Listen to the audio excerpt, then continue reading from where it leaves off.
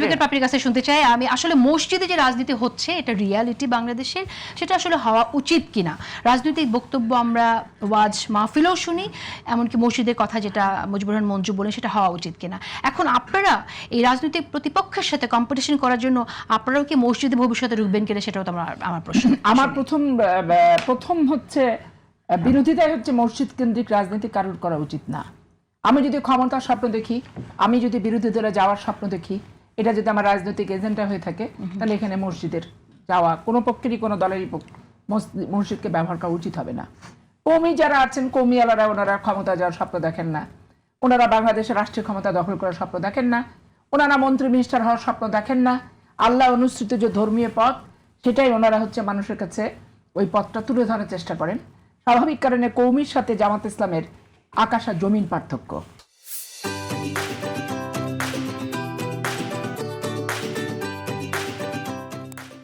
এখন ক্লাব আর মসজিদের সাথে যে পার্থক্যটা করলেন মঞ্জু ভাই, একের আমার স্পষ্ট কিছু ব্যক্তিগত ধারণা আছে।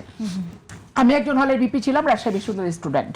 শিবিররা মারামারি করার সময় উজু করে মসজিদে যেত, রাজশাহী বিশ্ববিদ্যালয় মসজিদে, এবং মসজিদে কোরআন ছুঁয়ে তারা শপথ করতো যে আমরা যদি বাঁচি তাহলে হচ্ছে গাজী, আর মরি যদি তাহলে শহীদ, এবং আমরা শত্রুকে দমন জীবনের শেষ নিশ্চিত থাকা পর্যন্ত যাতে করতে পারে এই শপথ নিয়ে আসতো। এখন আপনি বলেন তো মসজিদে এই শপথটা কি চলে? একজন মুসলমান ভিন্ন মত হওয়ার কারণে যে প্রতিহিংসা নিয়ে তাকে হত্যা করতে কোরআন এবং মসজিদকে ব্যবহার করছে, এই ব্যবহারের বিপক্ষ হচ্ছে আমার অবস্থা। আমি ক্লাব করি কিন্তু আমি কাউকে হত্যা করি না। আমি ক্লাব করি কিন্তু আমি কোরআনকে পার্সোনাল এবং দলীয় হিসেবে ব্যবহার করছি না।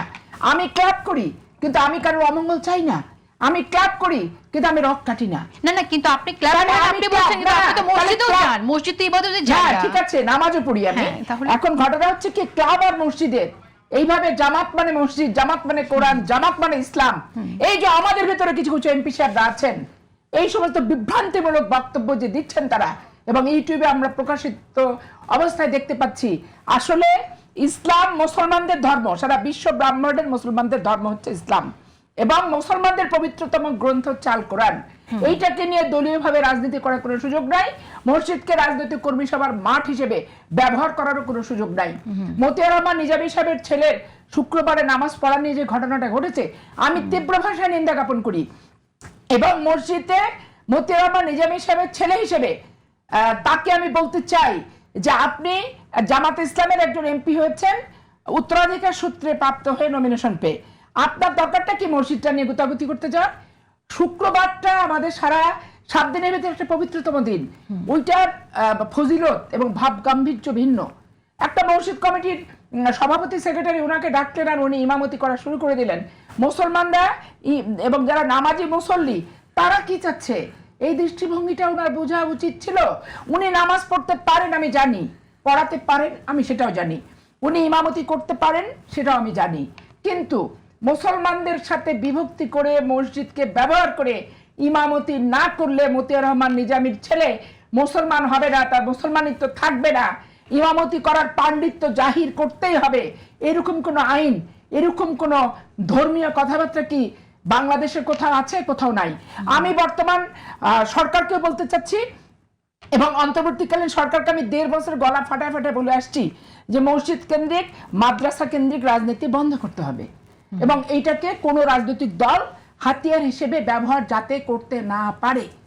এবং কওমির মাদ্রাসার অনুসারী যারা, পণ্ডিত যারা আছেন, শায়ক যারা আছেন, ইনারা এই জিনিসটা ব্যাপকভাবে গোটা বাংলাদেশে মোটিভেশনে নামতে হবে, এনাদেরকে নেবে এই জিনিসটা বোঝাতে হবে। দেখেন, একজন এমপি সে ব্যারিস্টার হতে পারে জামাত ইসলামের, সে ডক্টরেট হতে পারে, ইসলামের কোন কাজে সে দীক্ষিত, ইসলামের কোন ডিগ্রিতে তার আছে, সে শায়ক, সে হাফেজ, সে কারি, তাহলে তার কথা একবার আমার শুনে উদ্বাস করে ফেলতে হবে, আর সে মুসলমানদের ইমান আমার আকীদা নিয়ে প্রশ্ন তুলে দিবে, এইটার সাথে আমি একবারে মানে আপত্তি আমার, এবং এরকম সাংঘর্ষিক শুনে নিয়ে আমি মুজিবুর রহমান মঞ্জুর সাথে আপনি অনেক কিছু শুনছেন, আমি একটু কথা বলি যে ওই যে পোস্ট নিয়ে যাকে যাকে দলে দেওয়ার ব্যাপার, বার কাউন্সিলের শিশির মণি সাহেবকে অ্যাডহক ভাবে নিয়োগ দেওয়া হয়েছে। বাংলাদেশের রাজনীতিতে শিশির মনিরের কোনো অবদান এই 15 বছর শেখ হাসিনার বিপক্ষে আমি কিন্তু দেখিনি। জসিমউদ্দিন সাহেবকে অ্যাডহক ভিত্তিতে নিয়োগ দিচ্ছে নির্বাচন না দিয়ে। তারপরে আপনার লিপু নামে সম্ভবত অ্যাডভোকেট লিপু এনসিপি থেকে নিয়োগ দেওয়া হয়েছে। তো ভাগে যোগে যে অংশগ্রহণটা করছেন, জামাত ইসলামী নিয়োগটা তো প্রত্যাখ্যান করলো না। এই যে আমি বললাম যে তলারটাও খায়, আগারটাও খায়, গোড়ারটাও খায়, ছাদেরটাও খায়, দেখেন এটা প্রত্যাখ্যান করা উচিত ছিল। যে বাংলাদেশের রাষ্ট্রীয় নির্বাচন যেখানে হয়ে গেছে, বা কাউন্সিলে অ্যাডহক কমিটি কেন থাকবে? এখানে নির্বাচন হোক, হয়ে যদি জামাত ইসলাম 14টা সিটি জিতে যায়, সমস্যা তো কিছু নাই। কিন্তু এই যে দান, এই যে খয়রাতি মনোভাব, এই দান এবং খয়রাতি এবং হাত পেতে নেওয়ার যে অ্যাটিটিউড, এইটার কারণেই জামাত ইসলামের সাথে বাংলাদেশে সকল রাজনৈতিক সংগঠনের দ্বন্দ্ব। হাত পেতে যদি খেতেই হয় তাহলে হুঙ্কার চলবে না, হাত পেতে যদি নিতেই হয় পোস্ট পজিশন এবং ভাগের শেয়ার, তাহলে ঘরে ঘরে দুর্গ চলবে না।